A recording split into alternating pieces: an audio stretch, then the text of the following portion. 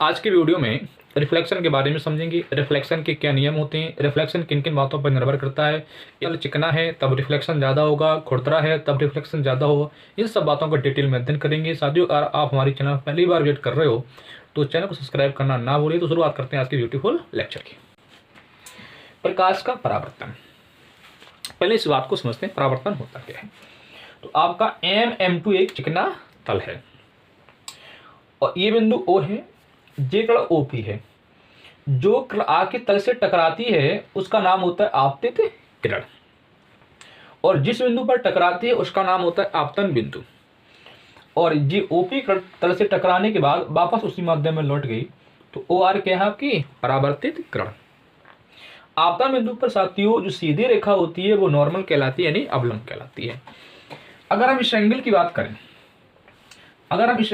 करें, तो इसका नाम I है। I यानी कि आपतन कोण, I यानी कि आपतन कोण। अगर आपतन कोण की परिभाषा की बात करें कि आपतन कोण होता क्या है, आपतन कोण की परिभाषा की बात करें यानी आपतन कोण होता क्या है, तो आपको याद रखना है आपतित किरण और अवलंब, ये अवलंब है, आपतित किरण और अवलंब के बीच बने कोण को आपतन कोण कहते हैं। और ये वाला एंगल साथियों क्या है, आपका R है। अगर R की बात करें तो R है आपका परावर्तन कोण।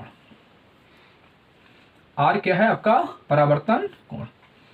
यदि परावर्तन कोण की बात करें तो आपको पता होना चाहिए कि अवलंब और परावर्तित किरण के बीच बने कोण को परावर्तन कोण कहते हैं।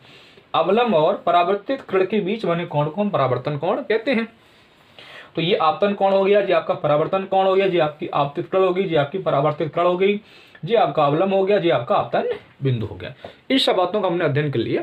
अब बारी आती प्रकाश के परावर्तन की।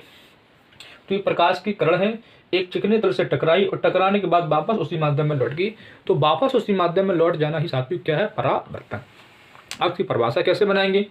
प्रकाश की किरण का एक चिकने तल से टकराकर वापस उसी माध्यम में लौट जाना प्रकाश का परावर्तन कहलाता है। अब साथियों यहाँ पर दो बातें निकल के आती हैं। यदि तल चिकना है तो परावर्तन ज्यादा होगा, यदि तल खुरदरा है तो परावर्तन कम होगा।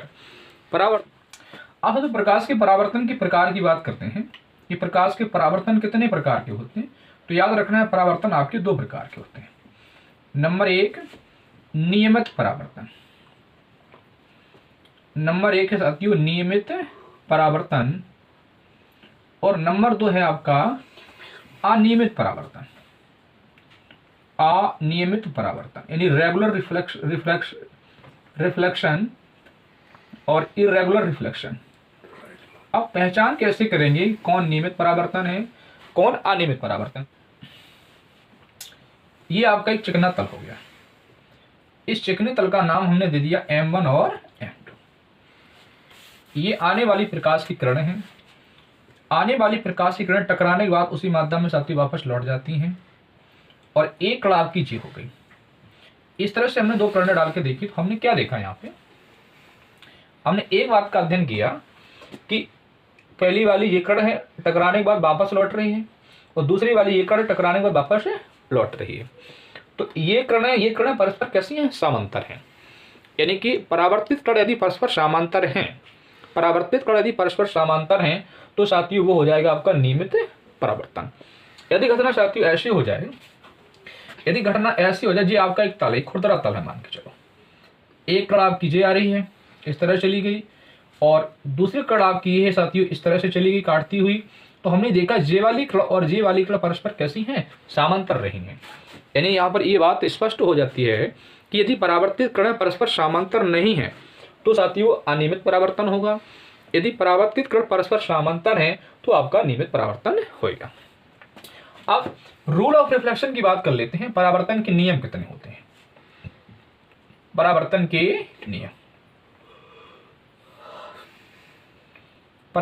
नियम की बात करते हैं। नंबर एक प्रथम नियम क्या होता है। प्रथम नियम देखिए सर, जे आपका आपतन बिंदु है, जे आपका अवलंब है और जे आपकी परावर्तित किरण है। तो आप क्या देख पा रहे हो, आपतित किरण और अवलंब और परावर्तित किरण तीनों एक ही तल में है। तो पहला नियम हुआ आपका आपतित और अवलंब और परावर्तित कर्ण तीनों एक ही तल में है। अगर दूसरे नियम की बात करें तो कोण आई बराबर कोण आर। दूसरे कोण की बात करें तो कोण आई बराबर कोण आर। आई क्या है? आई है आपका आपतन कोण, आई है आपतन कोण, और आर क्या है? आर है परावर्तन कोण, आर है परावर्तन कोण। तो याद रखना है परावर्तन की घटना में आपतन कोण सदैव परावर्तन कोण के बराबर होता है। तो दूसरा नियम कह सकते हो कि आपतन कोण सदैव परावर्तन कोण के बराबर होता है। पहला प्रश्न है, एक डायग्राम बना हुआ है, ये आपतित कर्ण है, ये आपकी परावर्तित कर्ण है, ये आपतन कोण है, ये परावर्तन कोण है। ये एंगल 60 दिया हुआ है, ये एंगल हमें निकालना है। तो परावर्तन के नियम में हमने आपको समझाया है कि आपतन कोण सदैव परावर्तन कोण के बराबर होता है। तो ये अवलंब है, जो आपकी आपतित कर्ण है। अवलंब और आपतित कर्ण के बीच जो कोण बनता है वो आपतन कोण होता है, और परावर्तित कर्ण और अवलंब के बीच जो कोण बनता है वो आपका परावर्तन कोण होता है। तो आई बराबर कितना दिया हुआ है आपका? आई बराबर दिया 60 अंश, और आर बराबर हमें निकालना है। तो परावर्तन के नियम से क्या हो जाएगा? परावर्तन के नियम से हो जाएगा कोण आई बराबर कोण आर, परावर्तन के नियम से। क्योंकि कोण आर की बात करते हैं तो कोण आर बराबर आपका आ जाएगा 60 अंश। दूसरे सवाल में लिखा है ये 40 अंश दिया हुआ है, मुझे ये वाला कोण निकालना है। तो ये वाला कोण आई हो जाएगा आपका, बिल्कुल हो जाएगा आई। अगर हम बात करें आई की, अगर बात हम करें आई की, तो देख सकते हो ये नॉर्मल है, अवलंब है, तो यहाँ ये वाला कोण पूरा यहाँ से यहाँ तक ये वाला कोण कितना हो रहा है? 90 अंश। ये 40 निकल गया तो कितना हो जाएगा? 50। तो यदि हम आई की बात करेंगे तो आई बराबर मिलेगा आपको 90 - 40, तो आई बराबर हो जाएगा आपका 50। जब आई आपका 50 हो गया तो आर भी 50 होगा, क्योंकि परावर्तन के नियम से जितना आपतन कोण उतना ही परावर्तन कोण। तो यहाँ साथी हो जाएगा आर बराबर भी आपका 50 ब्रैकेट में परावर्तन के नियम से। तीसरे सवाल में लिखा हुआ है ये एंगल 30 दिया है आपको, जे निकालना और ये निकालना है। देखिए कैसे निकालते हैं। जे कोण 30 हुआ, ये पूरा यहाँ से यहाँ तक का 90 बनेगा, तो ये एंगल कितना हो गया आपका? 60 हो गया। कितना हो गया? 60। जे 60 तो आई भी 60 हो जाएगा ना, क्योंकि ये आपका परावर्तन कोण है, ये आपका आपतन कोण है। तो आई की हम बात करेंगे तो आई बराबर कितना हो गया? आई बराबर आपका हो गया 60, और आर बराबर कितना हो गया? आर बराबर 60 हो गया। अब अल्फा की बात करते हैं, यदि हम अल्फा की, तो ये 60 हो गया, जो पूरा है ये 90 अंश हो रहा है, ये यहाँ से लेके यहाँ तक आपका पूरा 90 अंश का बना कोण, और जो आपका 60 निकलेगा तो कितना हो जाएगा? 30 बचा आपका। तो अल्फा बराबर हो जाएगा 90 - 60, कितना हो जाएगा? 30 हो जाएगा।